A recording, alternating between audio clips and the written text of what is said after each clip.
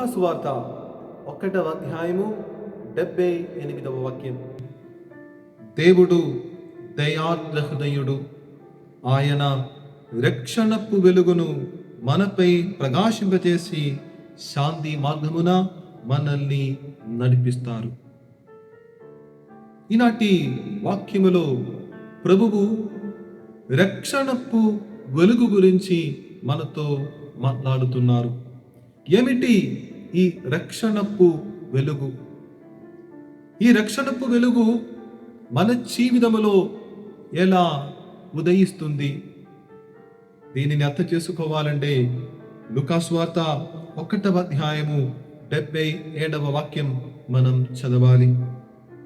పాప క్షమాపణ మూలమున రక్షణ కలుగునని ప్రజలకు తెలియచేయుటకు ఆయనకు ముందుగా వెళ్ళుదము. పాప క్షమాపణ మూలమున రక్షణ కలుగుతుంది. పాప క్షమాపణ ద్వారా రక్షణ కలిగినప్పుడు ఇదిగో ఆ రక్షణ ఒక వెలుగుగా మన జీవితంలో ఉదయిస్తుంది. ప్రియమైన సహోదరి సహోదరులారా, వెలుగైన యేసు ప్రభువును మన జీవితంలోకి, మన గుండెగుడిలోనికి ఆహ్వానించుటకు మనం సిద్ధమవుతున్న రోజులు ఇవి. వెలుగైన ఆ ప్రభువు మన జీవితంలో ఉదయించాలంటే మనం పాప క్షమాపణను పొందాలి.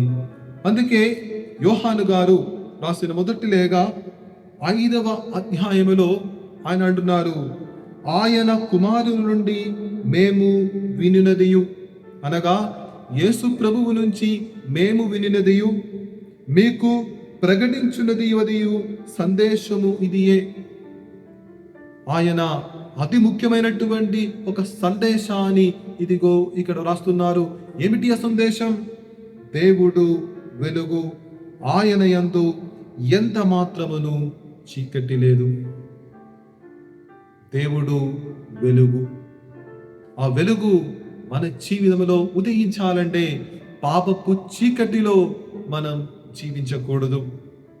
పాపపు చీకటిలో, పాపపు సుడిగుండములో మనం జీవిస్తూ ఉండగా ఆ ప్రభుని యొక్క వెలుగు మన జీవితంలో ఉదయించదు. అందుకే మనం ప్రయత్నిద్దాం. వెలుగైన యేసు ప్రభువునకు మన హృదయములో మనం చోటు ఇస్తాం. దానికోసం మొట్టమొదటిగా పాపాలను ఒప్పుకొని ఒక మంచి పాప సంగీతనం చేస్తూ ఇదిగో మనం వెలుగైన యేసు ప్రభువునకు మనం ఆహ్వానం పలుకుతాం. ఎందుకంటే వాక్యం సెలవుస్తుంది. యోహాను సువార్త 8వ అధ్యాయము 12వ వాక్యం ప్రభు అంటున్నారు, నేను లోకమునకు వెలుగును. అదే ప్రభువు మత్తయి సువార్త 5వ అధ్యాయము 14వ వాక్యములో ఇలా అంటున్నారు, మీరు లోకమునకు వెలుగై ఉన్నారు. నేను లోకమునకు వెలుగు అని పలికిన యేసు ప్రభువు ఎందుకు మీరు లోకమునకు వెలుగై ఉన్నారు అని పలుకుతున్నారు? కారణం ఒకటే, వెలుగైన యేసు ప్రభుని తెలుసుకున్న వాళ్ళమే మనము. ఆ వెలుగును, ఆ సత్వార్తను మనలో ఇతరుల జీవితములో కూడా ఆ వెలుగు ఉదయించుటకు మనము ప్రయత్నించాలి.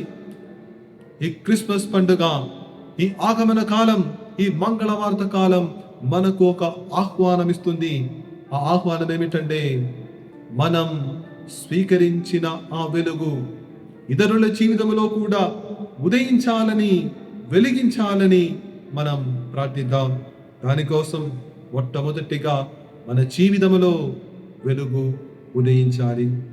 పాప క్షమాపణ ద్వారా వెలుగైన యేసు ప్రభువునకు స్వాగతం పలుకుతూ మన గ్రామములో, మన కుటుంబములో, మన సంఘములో వెలుగుగా మనం మారుదాం. దానికోసం ఈ క్రిస్మస్ పండుగ మనకు తోడ్పడునుగాక. పిత, పుత్ర, పవిత్రాత్మ నామమున ఆమేన్.